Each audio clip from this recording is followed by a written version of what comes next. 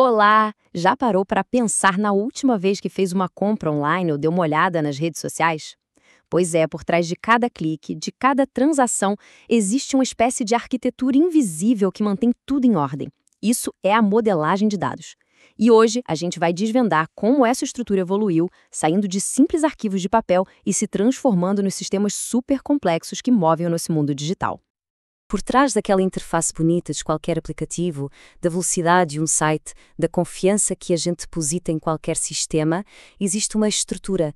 É como se fosse a planta baixa que dita como a informação flui e se conecta. E essa planta é a modelagem de dados. Então, vamos juntos mergulhar nessa história e entender como a gente conseguiu transformar o caos dos dados em ordem digital. Bem, antes dos computadores, a informação das empresas era um verdadeiro mar de registros em papel. E conforme as empresas cresciam, esse mar virava um dilúvio, tornando a tarefa de encontrar ou analisar qualquer coisa quase impossível. O resultado? Oportunidades perdidas, decisões atrasadas, uma ineficiência geral. A necessidade de ordem não era só uma questão de conveniência, era uma questão de sobrevivência mesmo. Olha só. Esta linha do tempo mostra bem a nossa jornada. A gente começou com um humilde papel, deu os primeiros passos na era digital ali nos anos 60, mas foi nos anos 70 que uma verdadeira revolução aconteceu, avalando as bases de como a gente gerenciava dados. E a partir daí, a evolução foi exponencial. Vamos explorar os momentos-chave que nos trouxeram até aqui.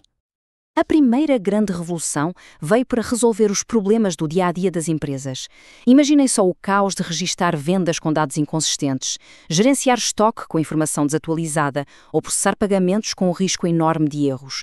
Era preciso um sistema que não fosse apenas confiável, mas praticamente a prova de falhas. E o herói dessa história tem um nome: Edgar F. Codd. A ideia dele foi simplesmente genial e revolucionária. Separar a forma como a gente pensa os dados, ou seja, a estrutura lógica, da forma como eles são guardados fisicamente. Pensem nisso como separar o mapa da cidade do terreno real. Essa separação deu uma liberdade e uma clareza sem precedentes para construir aplicações sem se preocupar com os detalhes de armazenamento. No coração do modelo relacional tem um conceito chamado normalização. A melhor analogia é pensar em arrumar um quarto todo bagunçado. O objetivo é garantir que cada pedaço de informação tenha o seu lugar certo, eliminando repetições desnecessárias. Isso não só facilita encontrar e atualizar os dados, como também previne erros que podem custar caro, garantindo que as decisões de negócio são baseadas em informação precisa. A normalização segue umas regrinhas, as formas normais. As 3 primeiras são as mais importantes. A primeira regra garante que cada célula tenha só um dado, nada de listas.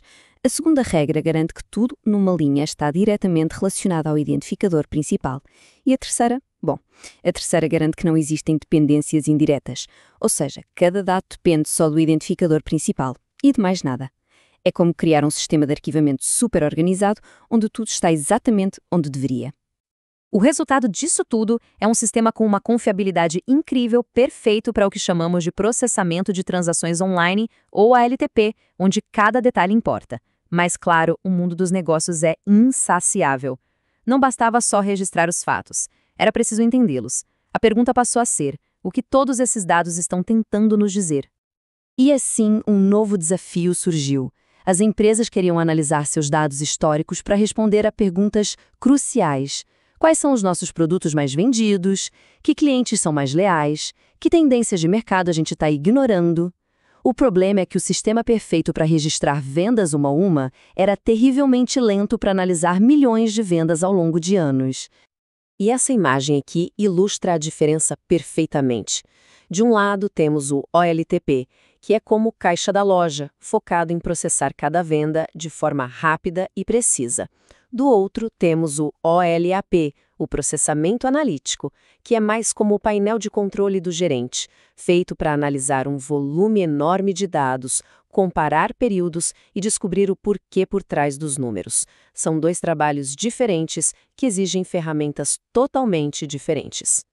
Para responder a essa necessidade de análise, surgiu um novo tipo de modelagem super elegante e otimizado para consultas rápidas e fáceis de entender. E a sua estrela mais brilhante? O chamado esquema em estrela, ou Star Schema. O que é genial nesse modelo é a sua simplicidade. No centro da nossa galáxia de dados temos os fatos, os números que queremos analisar, como valor da venda ou quantidade.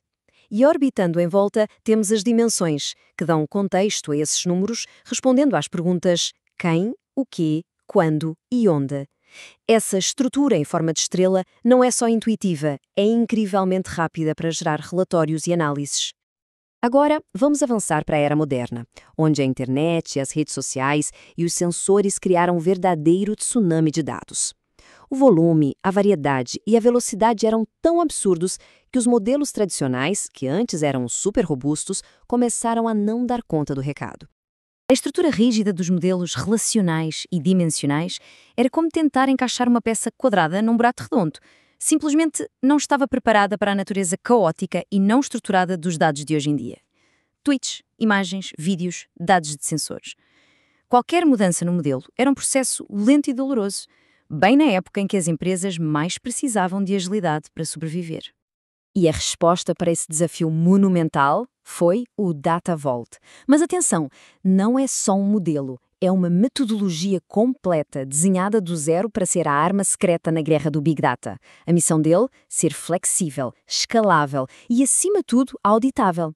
Isso permite rastrear cada pedacinho de dado até à sua origem com uma precisão cirúrgica. O Data Vault decompõe os dados em 3 componentes muito simples. Pensem nos apps como os protagonistas da história do negócio: clientes, produtos. Os links são o roteiro, conectando esses protagonistas e mostrando como eles interagem. E os satélites são os detalhes que dão vida aos personagens, guardando todos os seus atributos e o histórico de mudanças. Essa separação é genial porque permite adicionar novos atores ou novos detalhes ao roteiro sem ter que reescrever a peça inteira. Então, depois dessa jornada toda, qual o verdito? Qual é o melhor modelo? A verdade é que não existe uma resposta única. A questão não é qual é o melhor, mas sim qual é o mais adequado para o trabalho.